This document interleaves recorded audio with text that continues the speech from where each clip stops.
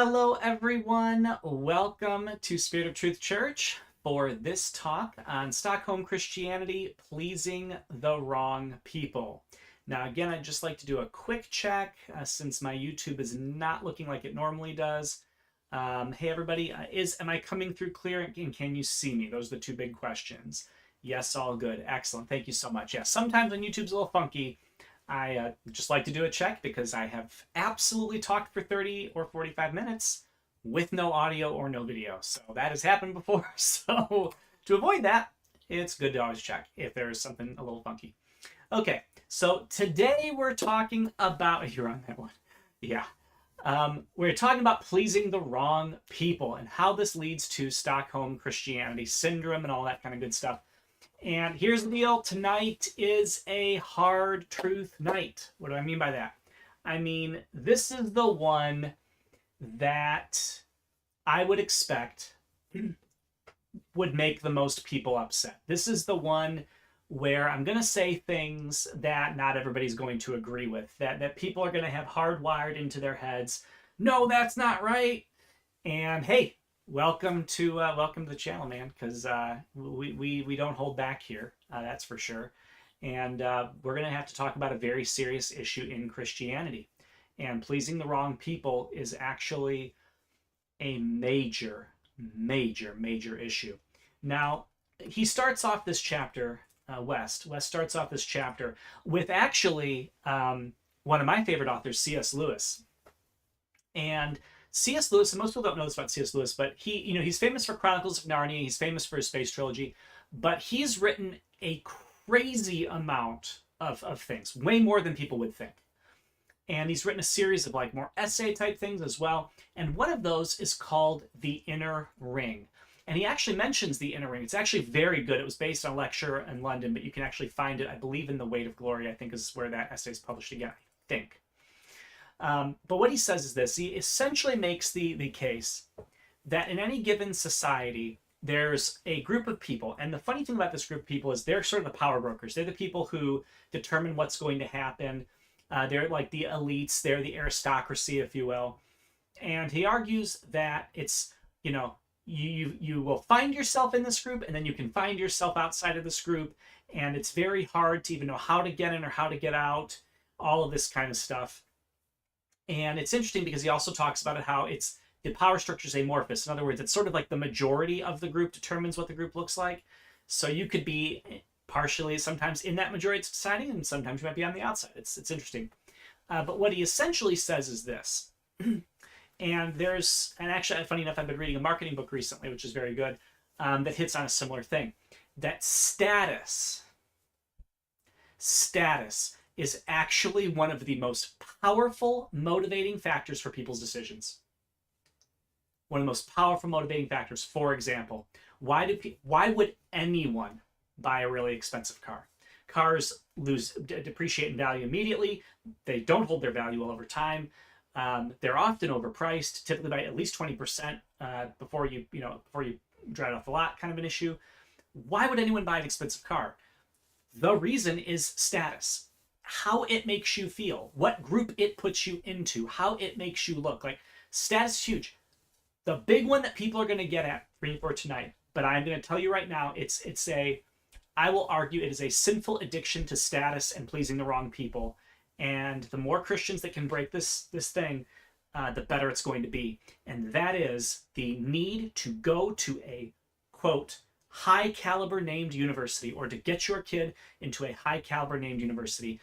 That is one of the worst things that Christians can sell out for, and especially parents. And basically, when you do that, you are saying about your children, I do not care about your Christian walk anymore. I do not care about whether you follow Jesus. I do not care about what could happen to you. I am sending you to a place that actively desires the destruction of your faith because I want you to get a good job at a good place. There's the hard truth. Number one. We're going to get more into that later. But what's this issue, though, about pleasing the wrong people and status? So the issue is that the power brokers in our society generally are not Christians. They're not Christian groups. They don't have Christian ideals at heart.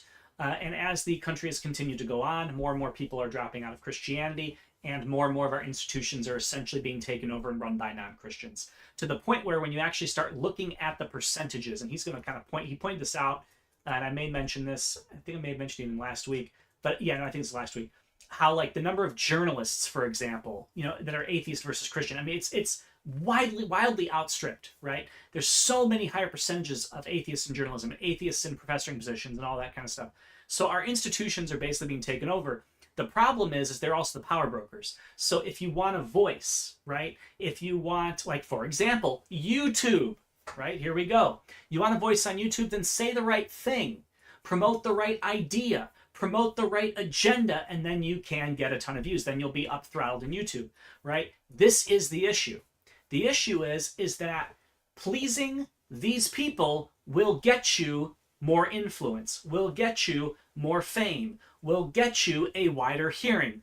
But in doing that, you have to sacrifice your values. You have to sacrifice your beliefs. You have to toe the line with what they want. You have to say what you can say and say what you won't. Okay? This is standard. And this goes with virtually any group.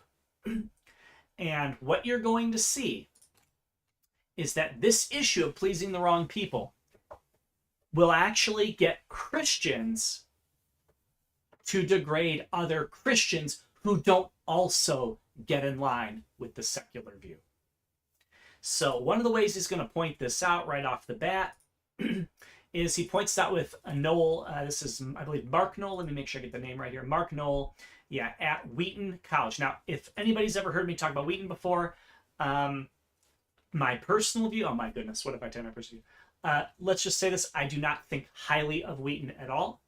I think if you care about the Bible at all, Wheaton is the last place you would ever want to go.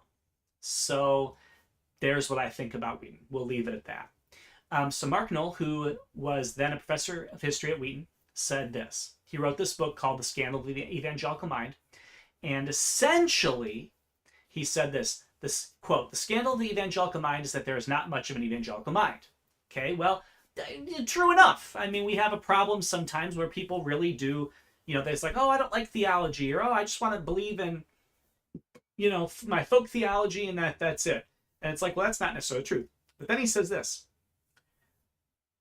Dozens of theological seminaries, we have scores of colleges, hundreds of radio stations, and thousands of parachurch agencies, and they could not boast, quote, a single research university or a single periodical devoted to an in-depth interaction with modern culture. Now, here's the interesting piece of this.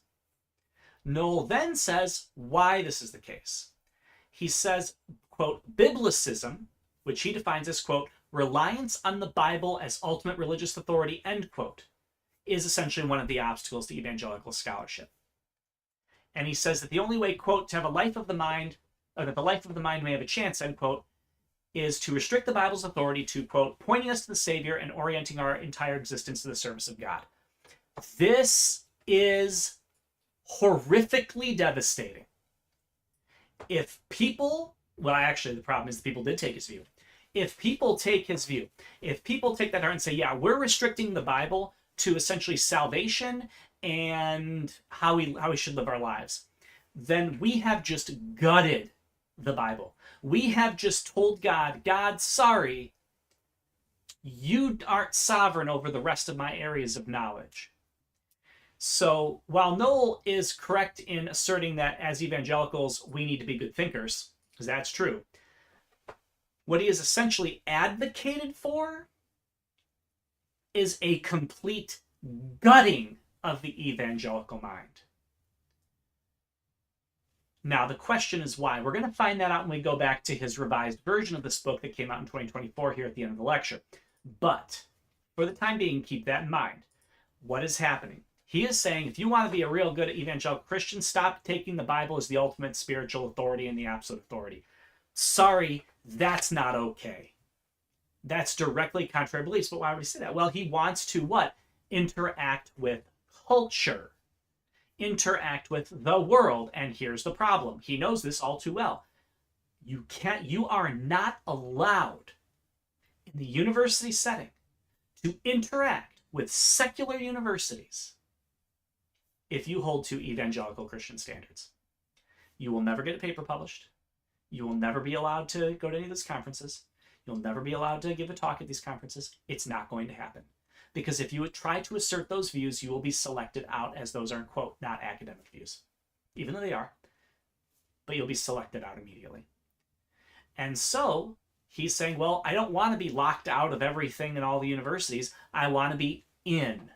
In other words, I want secular approval because secular approval is worth something to him. What could it be worth? I don't know, but I'll tell you what it can get you. It can get you more books sold. It can get you bigger speaking engagements. It can get you on radio shows. It can get you on news shows. It can get you known as the best scholar in the area. It can get you all sorts of popularity, influence, everything.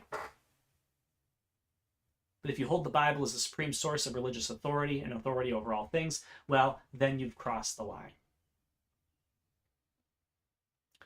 Here again is the problem. Secular people took over all of our institutions. And so now, to, quote, have a voice in our institutions, the only option we have, I do not abide to this, I'm just giving you people, this is how people feel. The only option they have is to find out what they have to jettison from their belief system in order to have a voice of some kind. The problem is that's not just compromise, that's capitulating to a secular worldview, and it starts to poison you completely. And this is what we've seen from people over time, is they start compromising on one thing, and then it just gets more and more catastrophic. And then they start harassing their own fellow Christians, which we'll see here in a moment too. So here we go. Turning on fellow Christians. So this is another interesting piece. West talks about a Christian scientist who he had met and who essentially said this. Let's see, I'll get the quote here for you. He says, quote, I recall a conversation I had with a prominent Christian scientist who advocates the compatibility of mainstream evolutionary theory and Christianity. At a certain level, he says we shared significant common ground when it came to science and faith. We both agreed that Christianity and science properly construed were compatible. We both agreed that the claim that Christianity was anti-science and destructive as well as false. Okay, it was destructive and as well as false. End quote. Now, here's the thing. The more he talked to this person, he then says this, quote, the Christian scientist is more concerned about how Christians were perceived by secular scientists. In this scientist's view, Christians who question Darwin make secular scientists think Christianity is anti-science, and that was bad. So he says Christians should embrace evolution because that would make Christians more acceptable to the secular establishment. Boom, there it is. Change your beliefs so you're more acceptable to the secular establishment so that the secular establishment can be more friendly with Christianity. Here we go.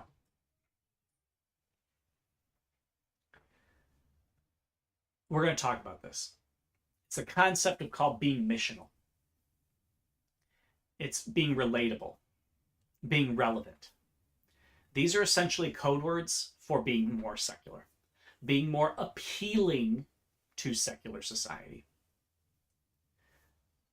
The bottom line is this. We have to get this through our heads. Christianity is not appealing to secular society. Christian morals are not appealing to non-Christians. A Christian worldview is not appealing to people with a secular worldview. Jesus' death and resurrection that saves you from your sins is an affront to the dead spirit. The bottom line is, the more we are accepted by secular society, in all likelihood, the more we cease to resemble real Christianity. We do not win people over to Christ. Well, first of all, we don't do that. So let me just rephrase that. We do not see salvations happen because we make Christianity more appealing. We see salvations happen because God causes a person's heart to become alive. We preach the full gospel to them and they respond in faith. Walk away from that and you're going to walk on some level, most likely straight into wanting to appease people on some way, because yes, at some level you believe that it's either the argument or it's the look of it or it's something about the presentation of the thing that is actually what matters. It's not. I will never be published, most likely, in a secular journal. And I truly don't care. I may never be published in a Christian journal because a lot of them are going south anyway. I truly don't care. The only thing I care about is, do I have a place of some kind to share the truth? That's what I care about. There's some future endeavors that we're going to be doing that are hopefully going to even allow this to go even further, which I'm excited to share about at a later date once we're ready to talk about them. But again, I don't care whether every secular person or more secular people get to hear Christian ideas. Honestly, I don't. I'll tell you why. Because if God wants them to hear the ideas, he's not going to call me to compromise on my beliefs to do so. If he wants them to hear my ideas, then he is going to somehow supernaturally intend this, that I get into a position where I can just straight up share the truth with these people. So be the consequences. And so this is the issue. People please secular institutions, secular forces, secular judges, secular critics. And what do to do that? They compromise. But then the second part of the problem, not only do they compromise, they then blame Christians for making Christianity look bad. How many times have you heard, oh, it's you Christians are anti-science because you don't believe in COVID. You Christians are anti-science because you don't believe in climate change. You Christians are anti-science because you don't believe in evolution. You Christians are people because you hate all these other people groups. This is insane. This is a secular narrative. We don't hate evolutionists. We just disagree with the idea of evolution. We don't hate people who believe it. But honestly, the other side has shown their true colors on many occasions. And I think not all, but many of them do actually hate Christians and hate Christianity for a variety of reasons. I think we've seen that in just the things that have been happening in our world, even recently. Now, Wes is going to go through a number of other situations as well. I'm not going to really cover all of those. I kind of want to share some of my own things as well. But I do want to mention this. This was a comment made by Mark Galley, former editor of Christianity Today, and I'll go ahead and quote it. Quote, "Elite evangelicalism is too often a form of cultural accommodation dressed as convictional religion. These evangelicals want to appear respectable to the elite of American culture. I don't know that evangelicals have been sufficiently self-reflective to admit their basic and personal insecurities. It's just no fun being an outsider to mainstream culture. We all just want to be loved, if not loved, at least liked and respected.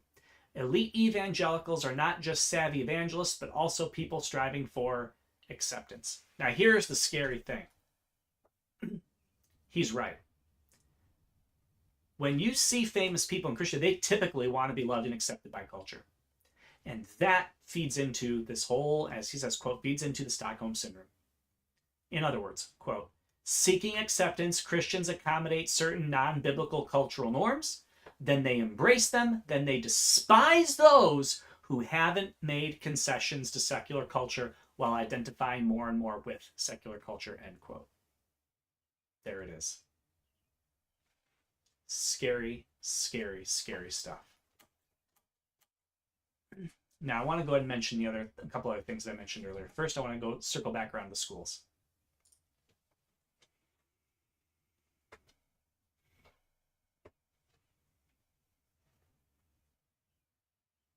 Everyone has reasons for what they do. Everyone has reasons for the choices that they make. And I'm not arguing that some of their choices aren't made with a good intention. I'm not even arguing that some of their choices, theoretically might be the right one. Possibly. In some certain situation. But I can say this. that if we're operating on basis of principle, okay, if we're operating on the basis of principle, which I argue we have to be principled people, okay, if we're arguing on the operation on the basis of principle, there is zero justification at this point, zero, for sending or funding. Your child at 18 can choose what they want to do. That is absolutely true. We have no control over that. If they want to go to a secular school, that's their prerogative. Absolutely true. I will never fund a secular school. I will never pay one dime for any of my kids to go to a secular school, ever. If they ended up wanting to do that, that would be their own prerogative. I would never fund it. I would never recommend it. I would staunchly tell them that is an incorrect statement to want to go and do that. That shows no respect for your own personal faith journey. That shows no respect for the types of things that you are going to be learning that are anti-Christ. That shows no respect for your own personal discipleship. It shows that you're willing to put those things at risk for what? For a name on a degree, for a letter of recommendation, for a position at a big company. It just shows what you're willing to sell out for. That's what it shows. It shows what's your price. MIT, Yale, Harvard. What's your price? Duke, NC State. What's your price? Oxford. What's your price? That's what it shows. It shows how much is it going to cost to sell out Jesus. That's what it is. And I don't really care if the answer is, well, they've got good programs. Great, I'm glad they do. You just gave them $50,000 and a couple thousand hours of your time. And what are they going to do with that money and that time? They're going to inseminate you with secular worldview thinking, and they're going to spend that money on anti-Christian endeavors. So how is that better? I'm not seeing the connection. Well, I'm going to learn the best principles. I thought there were only two types of knowledge of God and knowledge of the world. I wasn't aware that Paul allowed for a third concept of really great knowledge apart from God that the world has. There are no good Christian schools. No, there absolutely are. There are. Well, I just don't want to be in a Christian bubble. Let me ask you this. Have you been around 300 non-Christians who are all oppressing you and telling you what to believe before?